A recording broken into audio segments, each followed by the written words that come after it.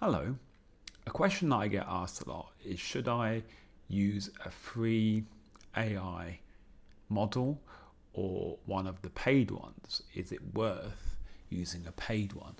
So I have a kind of 5 step or 5 task test that I have devised for AI, and I'm going to use this going forward whenever I would like to test AI.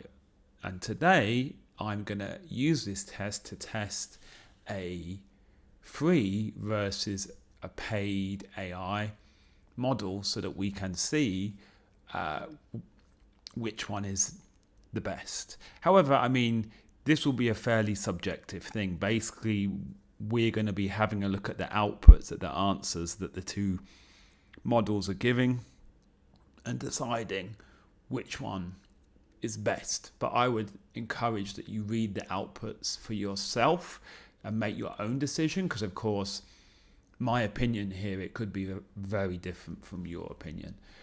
Okay, so the first thing is that we will ask the AI to do a creative writing task and see how their level of creativity and coherence is. So the first thing I'm going to ask you to do is write a poem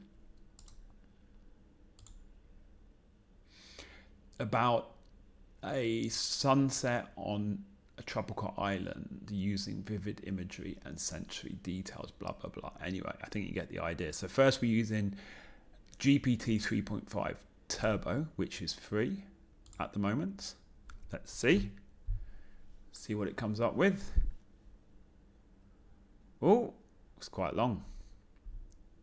In the heart of twilight's gentle embrace, where whispers of the day begin to fade, a canvas of hues in the sky's soft grace, a tropical island in evening's shade, the sun, a molten orb of fiery gold, dips below the ocean's shimmering gown, casting reflections, a story untold as waves embrace her.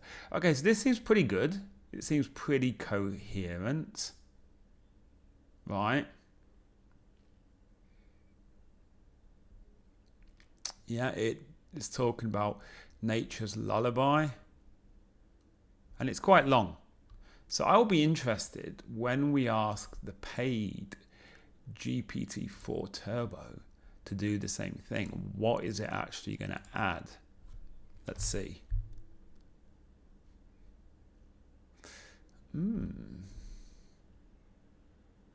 Okay.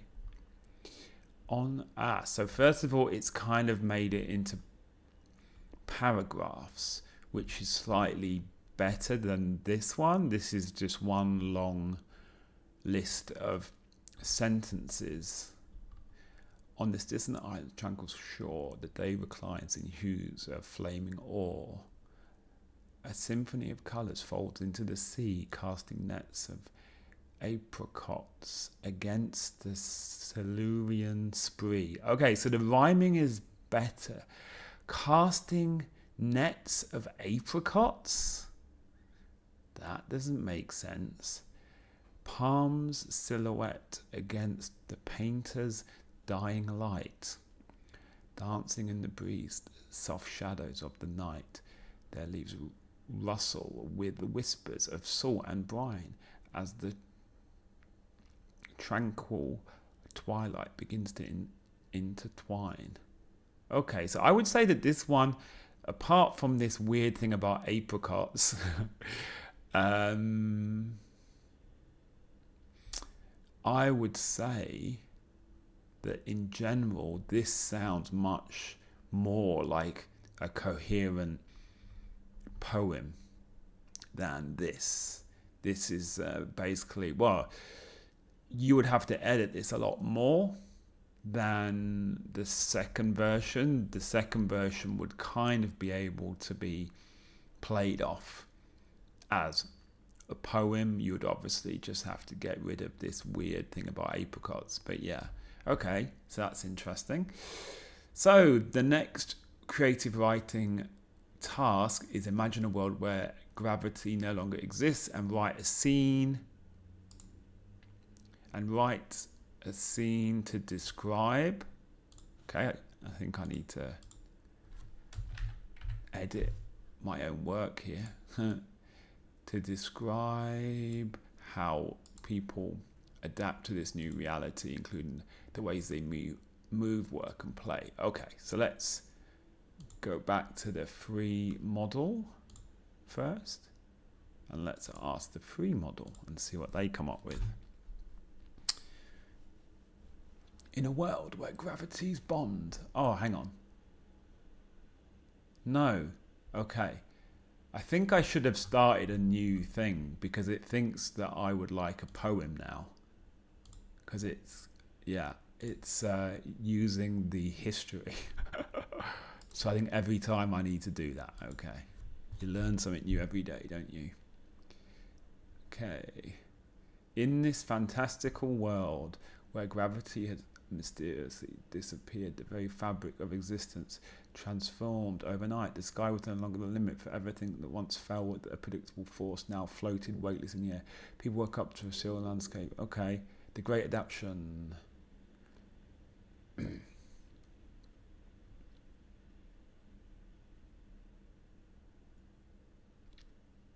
Walking became the skill of control and finesse. People wore special adjustable boots with magnetic soles. That's interesting. Work environments evolved dramatically to accommodate the lack of gravity. Offices were now a complex web of interconnected platforms and floating stations. Okay, so it is actually going into quite a lot of detail here. Floating tables and chairs. How would that work?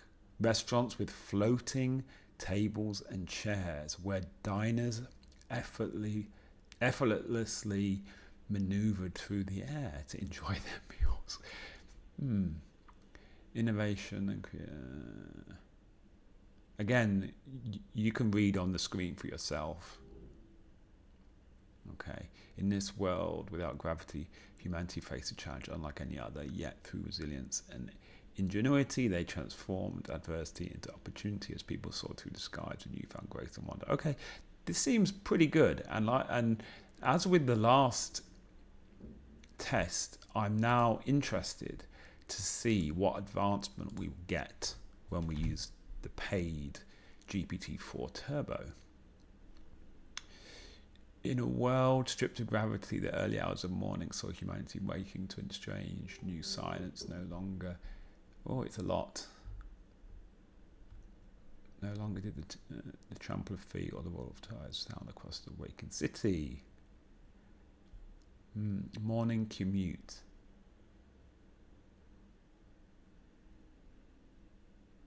Again, it's saying about the magnetic boots.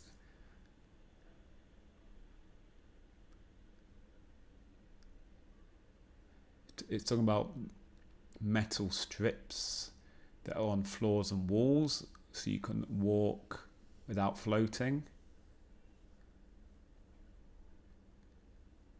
Velcro sealed cabinets and magnetic holders for her utensils after a quick breakfast.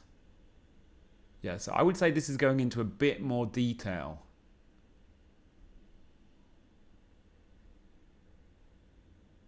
Desks were arrayed in tiers, accessible floating or using grip-assisted suits to move. So I would say, yes, it's along similar lines, but this is going into more detail.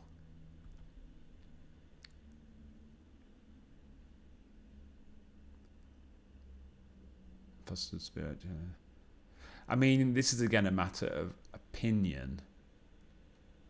Yeah, like the other one, it only said about floating tables and chairs in restaurants. This is actually saying that the tables and chairs will be floating, but in clusters. They shared a meal in a private bubble. Yeah, okay. So yeah, I would say that this is a bit more, it goes into a bit more detail and is a bit more explaining more of the mechanics than the first one by the free AI. I mean, I would say the free AI also had a lot of good ideas, but it didn't quite have the level of detail as the second one. Okay, let's move on to the conversational dialogue. So we're going to engage the AI in a conversation and see how it does. So let's go back to the free model first. Here we go. So I'm basically asking it that you are a travel agent and I'm planning a trip to Japan. Can you recommend 3 must-see destinations and tell me a little bit about each one? What's the best way to get around the country? Okay. Tokyo. Yeah, so it's saying to go to Tokyo. Kyoto. Yeah. Hiroshima. Getting around Japan. Yeah. It's saying about the bullet train, local trains and subways, the buses. Okay. I get nervous around busy areas or big groups of people. How could I avoid this in Japan? Let's see what it says. If you prefer to avoid busy areas and large crowds, there are several strategies you can employ. So it's saying I could go early morning or late evening, midweek visits, lesser known destinations that are off the beaten path, planning ahead, alternative routes, avoiding the peak travel seasons, traditional activities. I don't know what that would be. I mean, I'm kind of surprised it hasn't said go into the countryside. But yeah, apart from that, it has some good ideas. Okay, so let's do the same thing with the paid version. Switch model. GPT-4. Let's ask it the same thing. See what it comes up with. Whoops. Absolutely playing a trip. So interestingly, it also went for Tokyo, Kyoto. It kind of seems similar as the first output, honestly. Kind of similar. Right, I'm going to just copy the second question in advance. Whoops.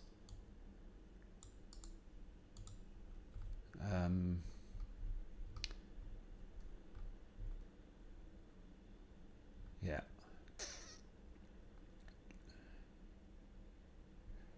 Japan Rail Pass.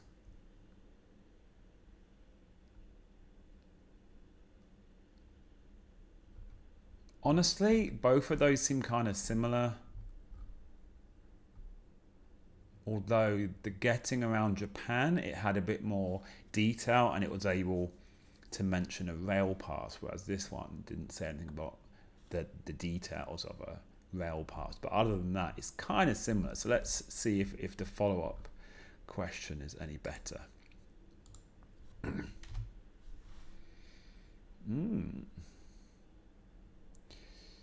Choose the right time, visit during off-peak hours, avoid public holidays and festival seasons, travel during shoulder or off-peak seasons. Okay. Select less crowded destinations, rural areas. Yeah, so that was an obvious thing that it didn't say clearly in the last one that the free one gave, in my opinion. Utilize technology, reserve in advance, use apps for navigation. Yeah, stay near nature or in quiet. So again, I would say that it's a similar output, but this one is just slightly more detailed, and the advice I would say is marginally better. Okay, so let's move on. Actually, I am not going to do the second conversational question. Otherwise, this video is going to be literally like an hour long. Okay, so the next part is error detection. So the first paragraph, basically I'm going to ask it to identify the errors. Please identify and correct any errors in the following text.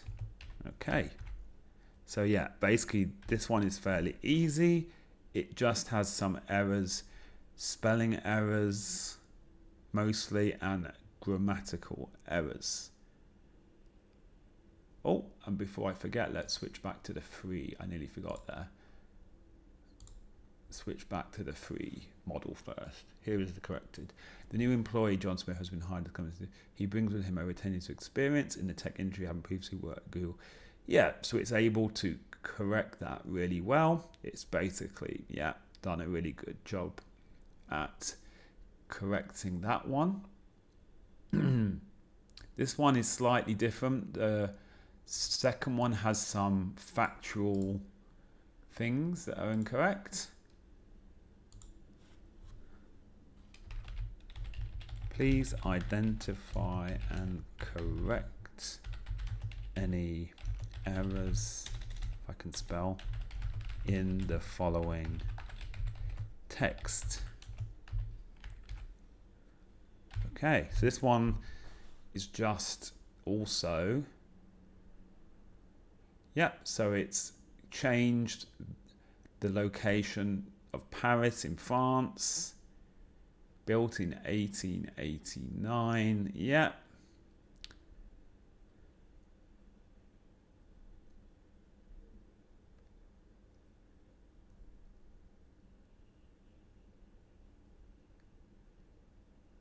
Okay, so yeah, it seems to have corrected the things about the Eiffel Tower and the spelling.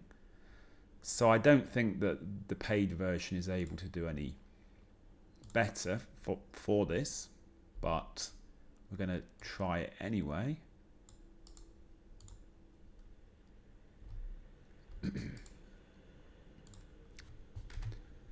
So I suppose if you only want to do error correction and fact checking, the free version would probably be okay. Yeah, that's pretty much the same as the first one. Right? Please identify and correct. Yeah, so I don't think there's going to be any real difference here with the error detection and fact correction. Yeah, I would say that it's slightly clearer, the things it has corrected.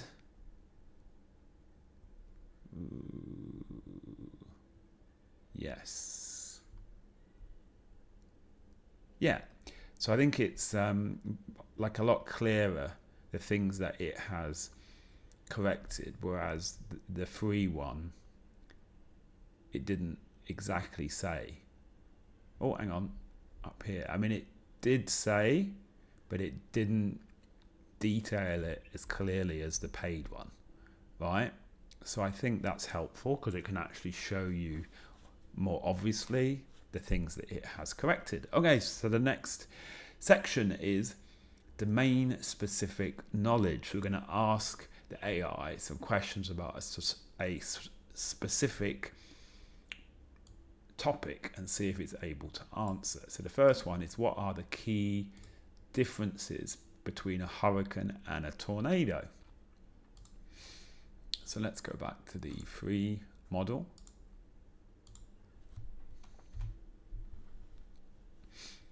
Okay. Size and duration. Okay. And again, it is saying quite a lot. Size and duration. Formation. Wind speed.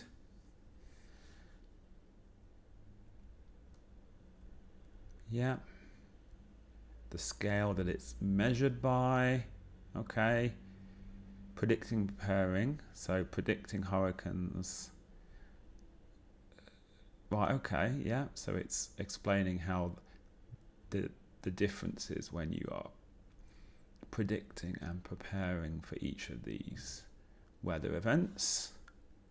Overall, both hurricanes, their key difference in size, direction, duration. Yeah, okay. I mean, that's pretty good for a free model, right? It's kind of described everything pretty well. So again, it's going to be fairly interesting seeing what the paid model is able to improve there.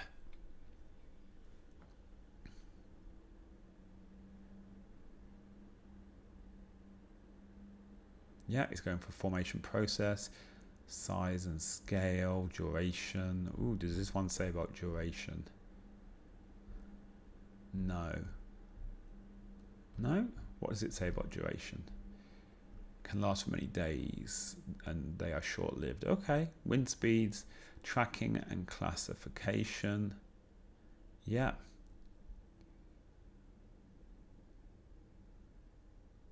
Oh, so it actually says that hurricanes, the advanced notice is possible due to the relatively slow formation, whereas with tornadoes it's more challenging because of their sudden onset. Did it say that with the other one? No. Oh, hang on. No, I don't think it said that as well. Okay, so there are definitely advantages here with the paid one. It, has kind of explained itself slightly better with some more details and some nuances that the free version didn't really give. Okay, so again, I don't think I'm going to ask the second question, otherwise this video is going to be way too long. So the last one is about common sense and reasoning. So we're going to ask it a question and see how it answers and see about its common sense and reasoning ability. Here we go. A friend has invited you to a dinner party, but you know they have a pet that you're allergic to, basically. What would you do in this situation? How would you explain your decision to your friend? I would need to address the issue tactfully and honestly. Here's how I might handle it. Express gratitude. Explain the allergy situation. Discuss concerns. Okay. Offer alternatives. Okay. Apologize and regret.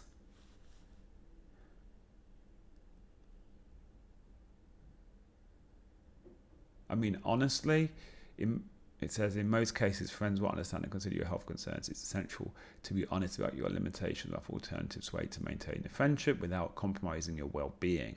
Communication is key to handling such. Yeah, I mean, it's a pretty good explanation. I would say something like, I mean, in real life, if someone asked me this, I would say that if they are a good, I mean, it says severely allergic, but I was going to say that in real life, I would basically say that they need to man up and still attend, right? I mean, if they're a good friend of yours, if all it means that you're sneezing a lot, maybe your friend, if they're a good friend, would kind of expect you to do that for them, at least a little bit, or at least offer. But that first AI answer didn't really say anything like that. So yeah, it'd be interesting to see if the advice from this is slightly better. Gracefully and considerate. Acknowledge and thank. Start by thanking your friend. Yeah. Explain your allergy. I mean, this seems very similar actually. I wish I could join, but I have severe allergies to cats. Okay, so they actually give real examples of what you could say, whereas this one doesn't. Whereas the paid one, it actually says physical things that you could say. Offer solutions. I love to still.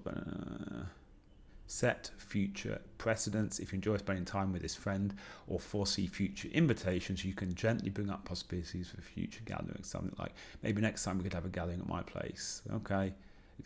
Honestly, it seems kind of similar.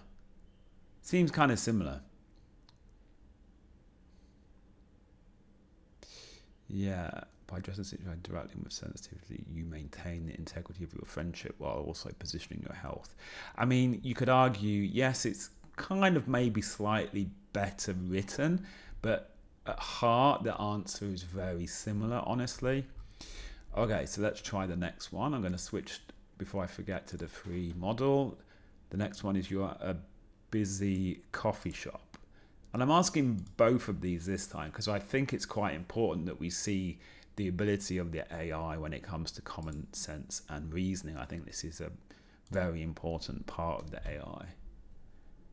All right, so you are at a busy coffee shop and you notice that someone has left their laptop unattended on a table. What should you do and why? So, it's important to handle the situation thoughtfully and with consideration for the laptop owner. Here's what you should do. Wait and keep an eye out, okay? Inform the staff if the person doesn't return in a reasonable time. Guard the laptop, okay? Do not touch or interact with the laptop, yeah. Encourage the owner to be more careful. If the owner returns and you have had to inform them about the unattended laptop, you can gently remind them. Would you really do that? I mean, I'm not sure I would do that. How about you? By taking these steps, you are acting responsibly to safeguard the owner's property and privacy while almost promoting a sense of community. Yeah. Okay, so let's try the paid one. Again, it's going to be interesting to see what the difference is with the paid one. Okay, you're at a busy coffee. Yeah, so let's see what the paid one says. If you find yourself noticing unattended laptop in a busy coffee shop, so keep an eye out, notify staff, avoid tampering, look for the owner. That's slightly different. Stay nearby. Honestly, I would say for this, for the common sense and reasoning, there's not much of a difference with the free and the paid version, really.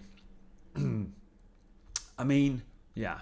So my kind of overall take here with the free versus the paid, I would say if all you are doing is asking it to correct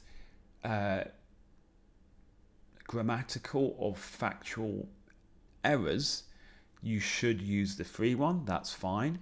If you're fine with the answer of the other things, not being quite as detailed, then you should go with the free one. But if you want like the ultimate answer where it's likely you don't have to edit a lot and it's going to have all of the details, then I would go with the paid one. Anyway, what do you think? You've also seen all of the outputs. You can let me know in the comments section below whether you think it's worth it for you to go for the free or the paid version. Frankly, these days, the paid versions are not even that expensive anyway. So for me, I would probably just go for the paid version anyway, thinking that the cost is really not that high anyway, right? Okay, thanks for watching. And like I said, you can leave your ideas and opinions in the comment section below.